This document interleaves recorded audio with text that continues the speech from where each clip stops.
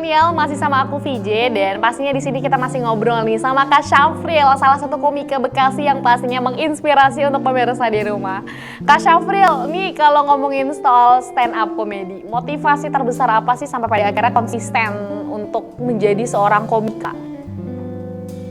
Iya, sebenarnya motivasi terbesarnya adalah bagaimana kita tampil itu, kita bisa ngelihat orang-orang sekitar kita itu senang, kita bisa lihat orang-orang sekitar kita riang. Jadi hal itu yang menjadi motivasi terbesar supaya kita bisa tetap menghibur banyak orang, menebar kebahagiaan. Sejauh ini ada nggak sih nama panggungnya biasanya? Atau terkenalnya dengan apa tuh biasanya kalau Kak Syafril? Kalau nama panggung sih nggak ada ya, tapi memang karakter yang melekat ya emang orangnya konyol aja gitu kalau di tongkrongan gitu. Jadinya nggak ada nama panggung ya, memang orang-orang kenalnya apa adanya. Oke, tapi apa namanya mungkin ini pemirsa BRTV penasaran sih dengan penampilan dari Kak Syafril ini, mungkin bisa di-share Kak kalau misalkan ada open mic di event apa nih, mungkin pemirsa BRTV mau lihat. Iya ya, Deket-deket ini ada ikut. Ya, baik. Deket-deket ini ada jadwal gak open mic? Ada jadwal open mic malam Jumat Jumat ini. besok di Pekayon. Ada, kepoin aja IG-nya Stand Up Indo Bekasi. Nanti kita kumpul bareng di sana. Nah, di sana boleh tuh pemirsa kalau pengen bertemu dengan para komika Bekasi gitu, mau belajar atau bahkan sharing, mau ngasih materi, dan pokoknya banyak tuh bisa bergabung dengan teman-teman komika Bekasi. Tadi ya Bekasi Stand Up Indo Bekasi ya, apa Kak? Iya betul, Stand Up Indo Bekasi. Stand Up Indo Bekasi, bisa kepoin Instagramnya ya. Oke, Kak Syafril gitu ya, mungkin bisa sharing dong ke pemirsa BRTV di rumah yang mungkin pengen menjadi seorang komika juga, apa yang mungkin bisa mereka persiapkan?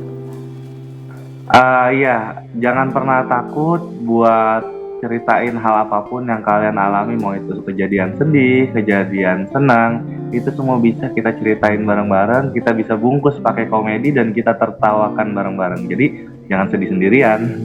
Oke, jangan sedih sendirian, bagi-bagi gitu ya.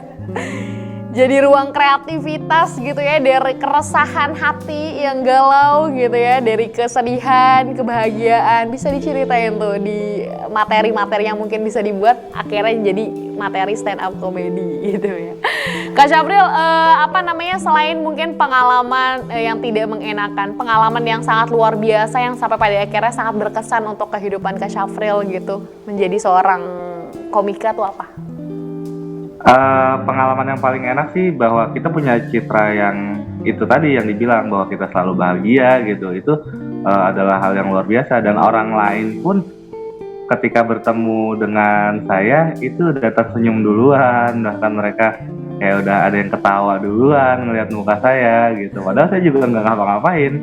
Ya alhamdulillahnya kita bisa menebar kebahagiaan ke mereka, dan hal yang paling gampang itu kita bisa punya banyak teman, juga bisa nggak canggung ke orang-orang baru gitu, bahkan bisa punya gebetan lewat stand up comedy. Ada plus-plusnya ya. Karena kan sudah sangat terkenal dengan apalagi nih jadi juara 1 tingkat nasional gitu ya, luar biasa sekali gitu. Kak Syafril, tapi merasa terbeban gitu gak sih dengan mungkin cap tadi sebagai orang yang paling happy gitu, orang yang selalu ngerasa terlihat selalu bahagia, padahal kan kadang sometimes gitu ya kita merasa bahwa kita tidak merasa baik gitu kan, perasaan kita dibercandain atau dieceng-ecengin, gimana tuh rasanya? Iya, kadang ya kita cukup paham aja bahwa mereka kenal kita itu sebagai seorang stand up comedian, sehingga ketika kita lagi ngalamin hari yang kurang enak gitu, orang-orang ngajakin bercanda, ya kita cukup paham aja, dan ya udah kita lupain aja dulu kesedihan kita bareng-bareng ketawa sama mereka, meskipun itu sangat beda ya, ketahuan beda banget gitu. Tapi ya bagaimana caranya kita jangan sampai ngecewain mereka, nggak apa-apa kita galaunya nanti aja. Tapi beban banget gak sih Kak jadinya? Kayak maksudnya apalagi di depan orang tuh kita benar-benar harus menyimpan hal-hal yang kadang orang memandangnya kalau kita ya gitu happy terus ya. Tapi sejauh ini gitu pernah kepikiran untuk kayak aduh stop deh kayaknya berhenti jadi komika gitu, pengen ganti profesi lain, pernah kepikiran nggak? Sebenarnya sih nggak pernah kepikiran buat apa ya, beralih profesi sih, karena stand up comedy juga nggak menuntut apa-apa, justru dia bisa relate ke mana aja gitu. Ketika kita berprofesi menjadi profesi lain pun kita masih bisa tetap menggeluti dunia stand up comedy, artinya cukup apa ya, jadi nggak kaku gitu. Jadi stand up comedy bisa dilakukan di mana aja, apapun profesi kalian gitu. Jadi nggak ada pernah kepikiran buat ninggalin profesi stand up comedy gitu.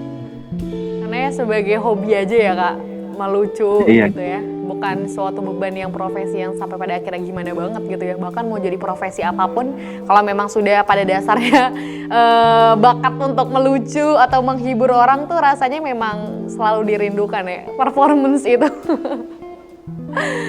Oke, Kak Syafril, kalau di apa namanya mungkin dapat kesempatan gitu, kira-kira pengen satu panggung atau pengen collab sama siapa? Kalau misalnya dapat kesempatan, pengen kolaborasi sama Panji Pragiwaksono karena ngefans banget, luar biasa teknik penulisannya, teknik penyampaiannya, semuanya hampir menguasai semuanya. Makanya emang jadi figur yang menjadikan saya seperti sekarang ini gitu. Kalau udah berkesempatan nih semoga ya kita bisa melihat. Tapi pernah kepikiran gak untuk kayak ikut audisi di TV nasional gitu, atau bahkan pernah tampil di TV atau gimana Kak? Pernah sempat kepikiran ikut audisi? Kalau untuk audisi di TV nasional sih memang pernah sempat coba audisi, cuman diminta per daerah itu ada jatahnya, jadi supaya menyeluruh, dan belum kesempatan buat masuk ke televisi nasional gitu, sehingga pas di audisi itu hanya beberapa perwakilan aja gitu.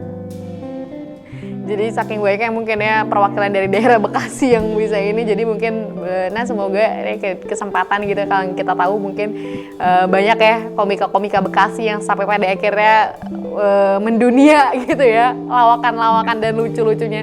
Semoga nih kita bisa bertemu Kak Syafril dengan perform-performnya di kancah nasional ya Kak.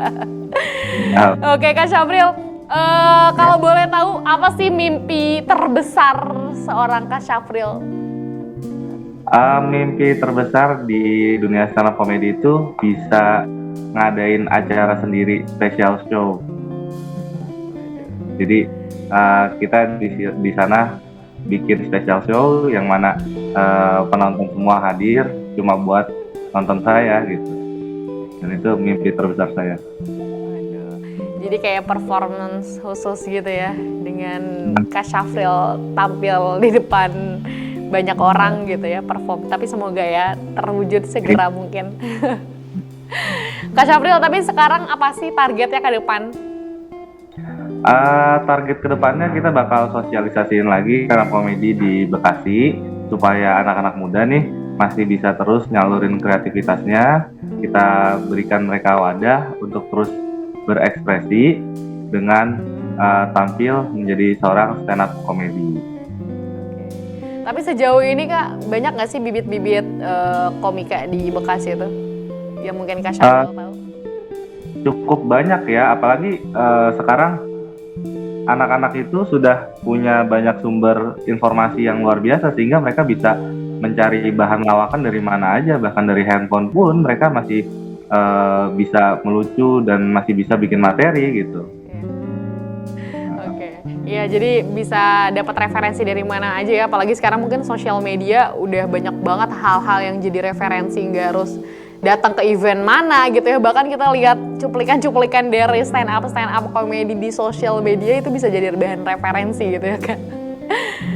Oke, Kak Syafril, mungkin bisa dibagi dong tips and triknya supaya mungkin bisa menjadi seorang komika yang tidak hanya sekedar melucu tapi bisa bermanfaat isi pesannya untuk yang disampaikan materinya. Silakan Kak. Iya, yang pertama sih mungkin kita harus lebih observatif ya. Informasi apa yang lagi banyak dibahas oleh orang-orang, informasi apa yang lagi banyak didiskusikan oleh orang-orang, tapi kita tulis materi-materi itu dari hal-hal yang lagi banyak diperbincangkan, kita tulis, kita bungkus dengan komedi sehingga banyak pesan yang bisa kita berikan ke orang-orang lewat sisi komedi. Karena awalnya kan komedi ini adalah ajang untuk mengkritik pemerintah gitu lewat komedi supaya tidak terlalu keras gitu ya. Tapi seiring berkembangnya waktu, ya komedi ini menjadi media buat mencurahkan apapun yang lagi kita rasakan, ya, pesan yang bisa relate ke orang-orang. Makanya kita harus informatif, kita harus observatif, berita apa aja yang bakal kita tulis dan kita sampaikan, kita bungkus dengan komedi itu sendiri gitu. Jadi apapun bisa disampaikan gitu ya di stand up komedi ini. Tapi Kak, kalau menurut Kak Syafril gitu, melihat banyak komedian di Indonesia yang mungkin sudah terkenal dan lain sebagainya, atau bahkan di Bekasi juga banyak gitu ya para komika stand up komedian yang cukup banyak gitu. Gimana melihat banyak para orang-orang yang memang sama gitu bisa komika atau stand up komedian, itu dari Kak Syafril sendiri melihat itu justru persaingan yang sangat luar biasa atau bahkan gimana memandangnya? Kalau di dunia stand up komedi sih enaknya kita nggak ada yang ngerasa bersaing, justru dengan banyaknya lahir talenta-talenta baru, komika-komika baru, dan semakin banyaknya komika yang lahir dari Bekasi, ini menjadikan kita mudah untuk bersatu dan kita buktikan kepada yang lain bahwa dunia stand up komedi itu bisa bergerak maju dan tidak bisa dipandang sebelah mata gitu. Gitu ya, jadi justru luas ya ruang lingkup untuk ini stand up komedi gitu ya. Bahkan waduh, ini kalau ngomongin soal dunia per stand up komedian gitu ya, rasanya mungkin nggak bisa cukup sampai satu episode. Mungkin terakhir nih Kak Syafril, pesan yang mungkin bisa Kak Syafril sampaikan untuk pemirsa BRTV di rumah atau masyarakat Indonesia yang mungkin menjadi seorang komika gitu, apa pesannya yang mungkin mau disampaikan sama masyarakat? Iya, sebenarnya sih apapun bisa dijadikan komedi, apapun bisa dijadikan bahan lawakan. Maka dari itu ya pesan saya, jangan pernah berhenti nulis, jangan pernah berhenti observatif, dan jangan pernah berhenti latihan juga. Apapun bisa kita ceritakan kepada orang-orang itu, mulai dari hal yang bahagia, hal yang sedih, hal yang galau, apapun itu bisa kita ceritakan. Jadi itu sebagai satu sarana terapi menurut saya gitu buat orang-orang, karena Indonesia butuh bercanda. Jadi jangan terlalu serius gitu ya. Tapi harapannya apa Kak sebagai seorang komika?